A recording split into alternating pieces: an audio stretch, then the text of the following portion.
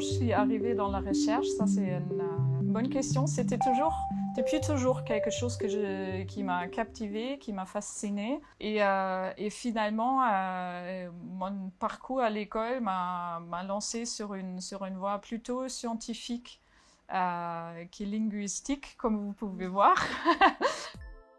J'ai commencé mes études en biologie moléculaire à l'université d'Hambourg, où j'ai également grandi. Et j'ai eu la chance de tomber sur un professeur en immunologie, le professeur Fleischer, qui m'a confirmé que j'avais engagé la bonne voie et que je voulais faire la recherche en immunologie. Nous nous intéressons dans notre unité aux anticorps. Donc effectivement, chez l'homme, on peut distinguer 5 classes d'anticorps différentes. Il y a des antigènes qui vont déclencher la production des anticorps de type IgE, produits par des cellules spécialisées, des cellules B.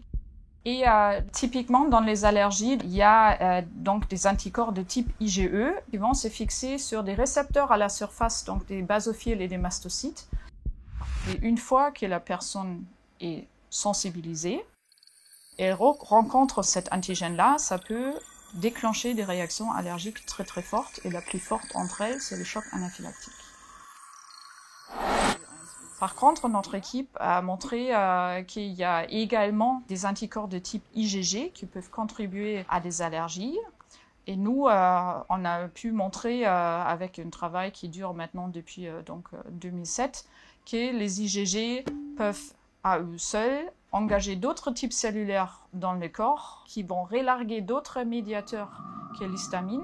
Cette réaction-là, elle contribue également à l'anaphylaxie chez l'homme.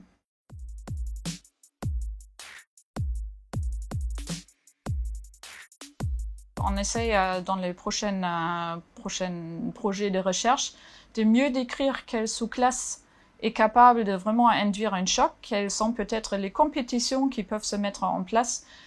Et on essaye également de mieux comprendre le rôle des anticorps de type IgG dans les maladies auto-immunes, qui est notre deuxième axe de recherche dans le labo. La recherche, je trouve que c'est un des plus beaux métiers. C'est fascinant, captivant, c'est jamais la même chose. C'est vraiment un travail d'équipe. On est un peu dans la situation heureuse de pouvoir gérer soi-même l'emploi du temps. On peut vraiment suivre nos intérêts et ça, c'est quelque chose qui est quand même assez rare et unique de nos temps.